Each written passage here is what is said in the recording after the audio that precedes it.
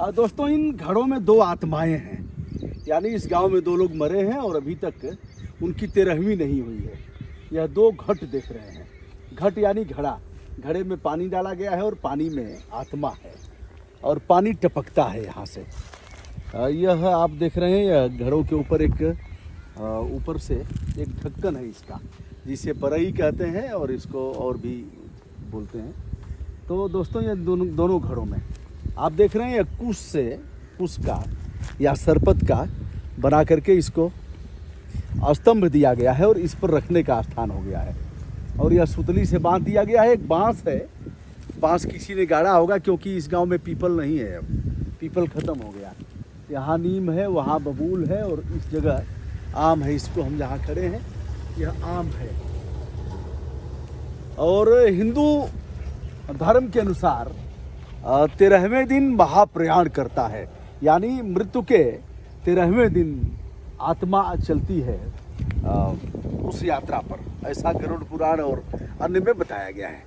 तो आत्मा जाती है और 1 साल तक उसे जाने में लगते हैं।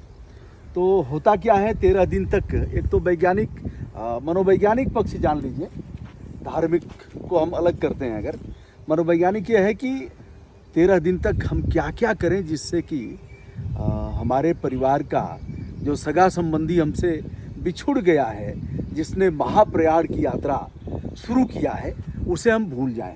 तो भूलने का मतलब यह है कि इसी में नाई हैं, इसी में पंडित जी हैं, इसी में धोबी हैं, इसी में दर्जी हैं, इसी में और जो भी उस तरह के लोग आते हैं, तो सबका रोल है। कौन क्या करेगा, उसी में महाब्राह्मण है और किसको कितना देना है, कैसे दान करना है, कैसे कैसे पानी देना है। तो यहाँ घूमते हैं, यहाँ 5 बार लगाते हैं। यह पहली बार मैं देख रहा हूँ। इसे किसी पीपल के वृक्ष में बांधने का अभिप्राय यह है कि जब ऐसी घटनाएं होती हैं तो लोगों को बीमारी हो जाती है, लोग खाना पीना छोड़ देते हैं और उसकी याद में घुटते रहते हैं, नींद गायब हो जाती है, तो उन्हें ऑक्सीजन की ज़रूरत होगी। और ऑक्सीजन कौन देगा? ऑक्सीजन देगा पीपल। और पीपल गांव में होते थे तो पीपल नदी का किनारा, एक नदी है दोस्तों, नाद नदी इसका नाम है।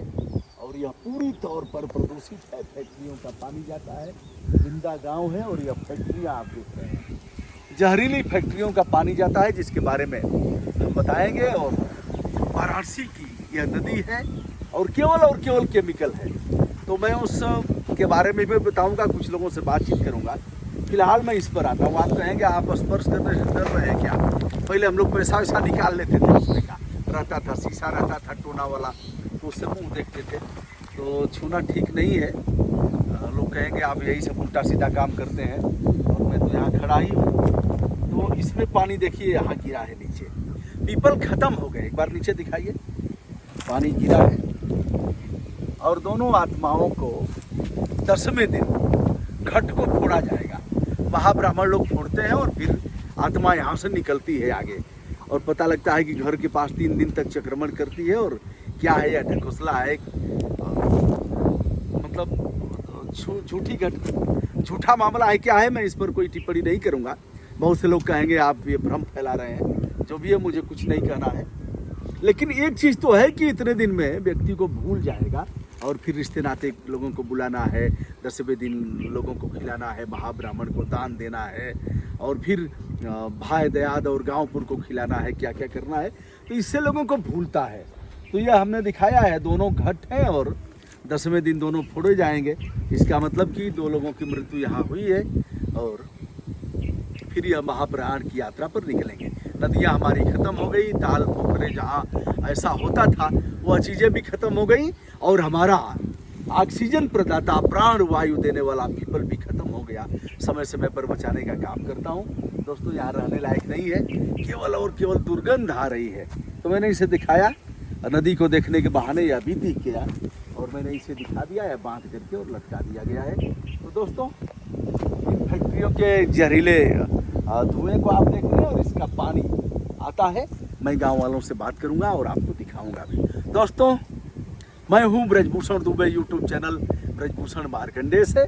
जो धार्मिक मान्यताएं हैं उसको भी दिखाया, और जो इसके वैज्ञानिक कारण हैं उसको भी दिखाया, और यह भी बताया कि अब ऑक्सीजन प्रदाता पीपल हमारे कम हो गए, हमने काट दिया, कोई लगाने का नाम नहीं ले रहा है।